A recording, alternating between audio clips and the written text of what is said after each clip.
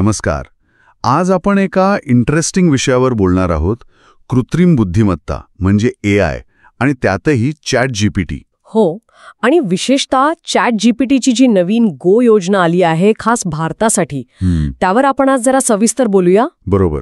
आपल्याकडे OpenAIची माहिती आहे, काही इंटरनेट वापरायची आकडेवारी आहे, म्हणजे या योजनेबद्दल जे काही तपशील आहेत त्यावर आधारित ही चर्चा असेल. नक्की.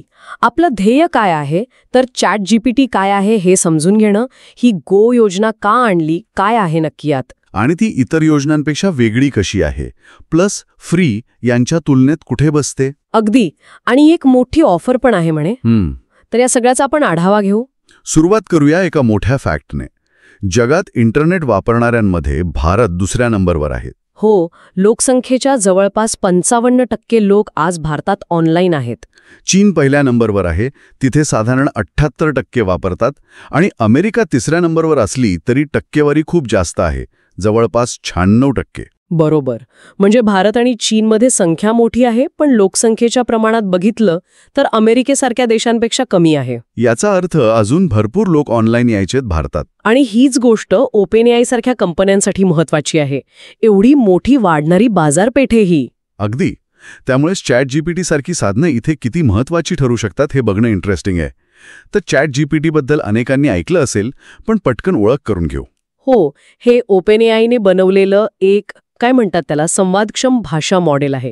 खूप प्रगत आहे. म्हणजे ते आपल्याशी माणसासारखं बोलू शकतं, लिहू शकतं. अगदी. विचार पण करतं असं म्हटलं जातं. म्हणजे फक्त उत्तरं देत नाही, तर माहितीच्या आधारावर नवीन काहीतरी तयार पण करतं.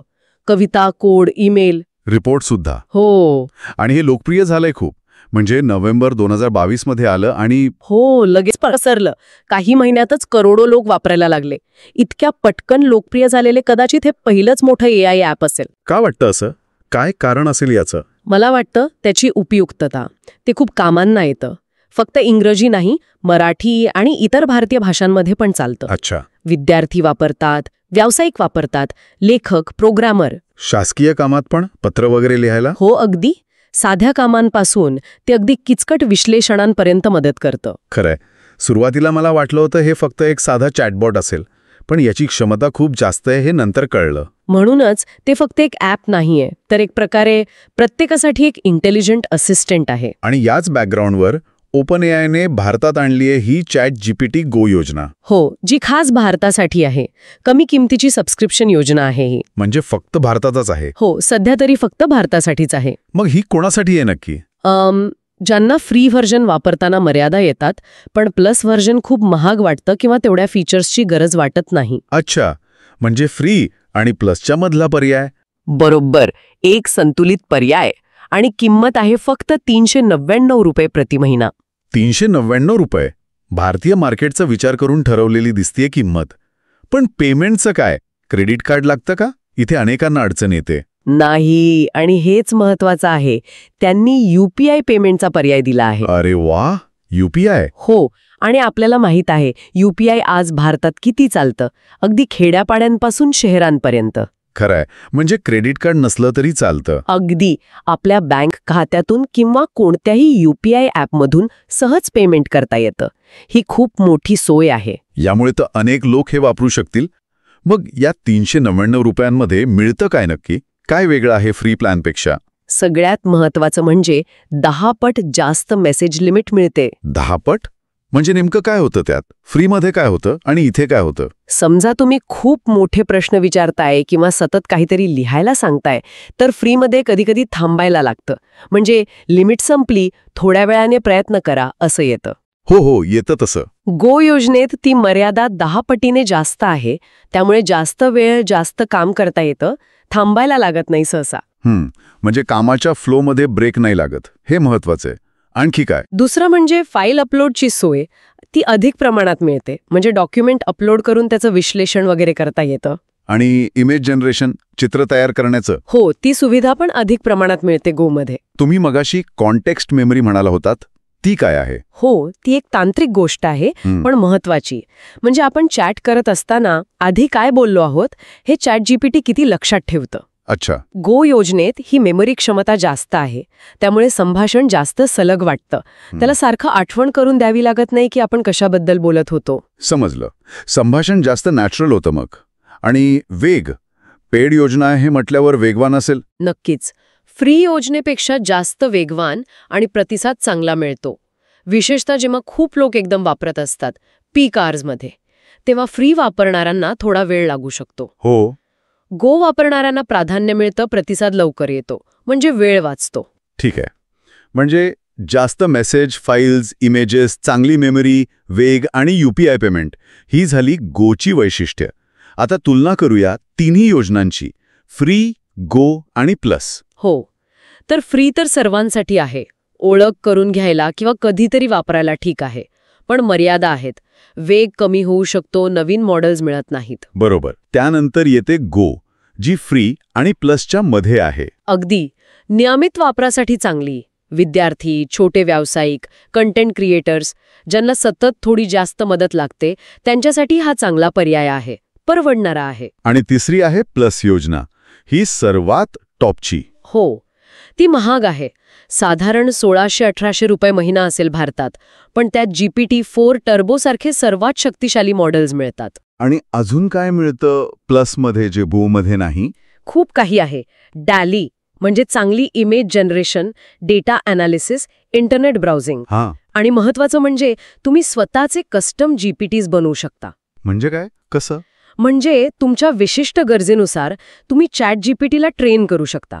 समजा तुमच्या कंपनीच्या माहितीवर आधारित प्रश्नोत्तरांसाठी किंवा एका विशिष्ट लेखन शैलीसाठी. अच्छा. हे तर खूपच ॲडव्हान्स झालं.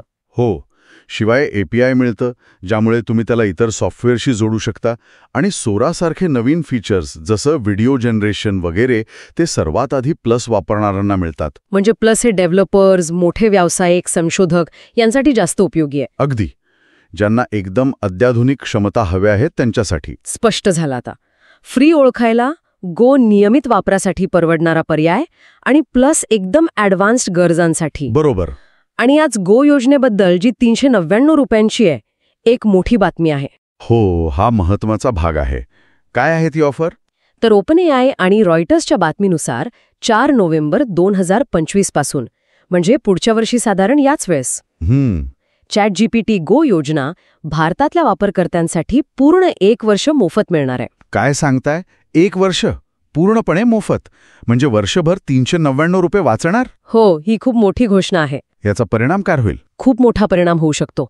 विचार करा, लाखो विद्यार्थी, शिक्षक, संशोधक, छोटे व्यावसायिक, कॉन्टेंट क्रिएटर्स, ज्यांना कदाचित 399 रुपये देणं पण शक्य नव्हतं किंवा विचार करत होते. बरोबर, त्यांना आता वर्षभर ChatGPTच्या जास्त चांगल्या क्षमता, म्हणजे फ्रीपेक्षा 10 पट वापर, वेगवान प्रतिसाद, हे सगळं मोफत मिळणार आहे. यामुळे तर AIचा वापर आणि लोकांची समज दोन्ही खूप वाढेल.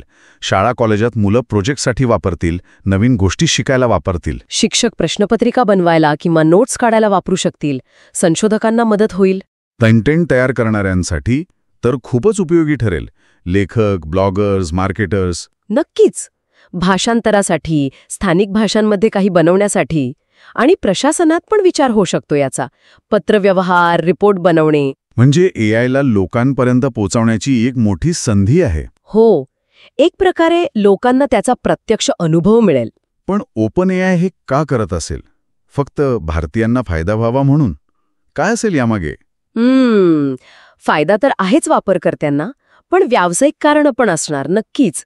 एक तर त्यांना भारतातल्या वापराचा खूप डेटा मिळेल. लोक काय विचारतात, कसं वापरतात. अच्छा. दुसरं म्हणजे वर्षभर वापरल्यावर अनेकांना सवय लागेल, मग ते कदाचित पुढे पैसे देऊन वापरणं सुरू ठेवतील. हो, हे शक्य आहे. आणि तिसरं, भारतात स्थानिक AI कंपन्या येण्याआधी आपलं मार्केट मजबूत करण्याचा प्रयत्न असू शकतो. बरोबर. म्हणजे ही एक मोठी गुंतवणूक आहे त्यांच्यासाठी भारतीय मार्केटमध्ये. तर आपण आता गोचे फायदे परत एकदा बघूया थोडक्यात. हो, पहिला फायदा व्हॅल्यू फॉर मनी. कमी पैशात जास्त सुविधा, विशेषतः ती 10 पट लिमिट. दुसरा UPI पेमेंट. ही खूप मोठी गोष्ट आहे. तिसरा वेगवान प्रतिसाद, वेळ वाचतो. चौथा, भारतीय भाषांमध्ये पण चांगलं काम करतं, मराठीत सुद्धा. अगदी. म्हणजे शिक्षण, संशोधन, लेखन, माहिती शोधणं अनेक कामांसाठी हे एक चांगलं आणि परवडणारं साधन आहे. आणि आता त्या 1 वर्षाच्या मोफत ऑफरमुळे तर अजूनच आकर्षक झालंय. पण मग याला काही मर्यादा पण असतीलच ना? म्हणजे गोमध्ये काय मिळत नाही जे प्लसमध्ये मिळतं? हो, हे पण महत्वाचं आहे. गोमध्ये सगळं काही मिळत नाही. जसं की ते सोरा नावाचं टेक्स्ट टू व्हिडिओ मॉडेल आहे. अच्छा, जी व्हिडिओ बनवतो? हो, ते गोमध्ये नाही. अजून काय? ते कस्टम जीपीटीज बनवण्याची सोय गोमध्ये नाही. म्हणजे तुम्ही तुमच्या गरजेनुसार त्याला ट्रेन नाही करू शकत. आणि एपीआय कनेक्शन पण नाही. म्हणजे इतर सॉफ्टवेअरशी जोडता येत नाही. हे सगळं फक्त प्लसमध्ये आहे. म्हणजे जर कुणाला खूप मोठं व्यावसायिक काम करायचं असेल किंवा कस्टमाइज करायचं असेल तर गो पुरेसं नाही. बरोबर, त्यांच्यासाठी प्लसचाच पर्याय आहे. गो हे सामान्य ते मध्यम वापरासाठी उत्तम आहे. ठीक आहे. तर या सगळ्या चर्चेचा शेवट करताना काय म्हणता येईल? थोडक्यात ChatGPT Go ही भारतीयांसाठी विचार करून बनवलेली, परवडणारी आणि सोपी योजना आहे. जी फ्री आणि प्लसमधलं अंतर कमी करते. अगदी. आणि UPI पेमेंट आणि आत्ताची ती 1 वर्षाची मोफत ऑफर यामुळे हे खूप लोकांपर्यंत पोहोचेल. आणि यामुळे एआयचा वापर आणि त्याबद्दलची समज नक्कीच वाढेल भारतात. हे खरे आहे. आणि इथेच एक विचार करण्यासारखा मुद्दा आहे जो आपण श्रोत्यांसाठी सोडून देऊ शकतो. कोणता? की वैयक्तिक वापर तर ठीक आहे, पण जेव्हा असं साधन विशेषतः मोफत ऑफरमुळे इतक्या मोठ्या प्रमाणात उपलब्ध होतं, तेव्हा त्याचा भारताच्या शिक्षण पद्धतीवर काय परिणाम होईल? नोकऱ्यांवर, कंटेंट निर्मितीवर, भाषेवर. अगदी. प्रशासनावर. यातनं नवीन संधी येतील की आव्हानं पण असतील? हा खूप मोठा प्रश्न आहे. जसं की शिक्षणात याचा गैरवापर होऊ नये म्हणून नियम लागतील का? कंटेंटमध्ये ओरिजिनॅलिटीचा प्रश्न कसा हाताळायचा? एआयमुळे आपली भाषा बदलेल का? किंवा सकारात्मक बाजूनी दुर्गम भागातल्या मुलांना चांगली माहिती मिळेल का? सरकारी कामात वेग येईल का? नवीन जॉब्स तयार होतील का? म्हणजे हे तंत्रज्ञान आपण कसं वापरतो यावर सगळं अवलंबून आहे. बरोबर. आणि कदाचित ते 1 वर्ष जे मोफत मिळणार आहे त्या काळातले अनुभव आपल्याला या प्रश्नांची उत्तरं शोधायला मदत करतील.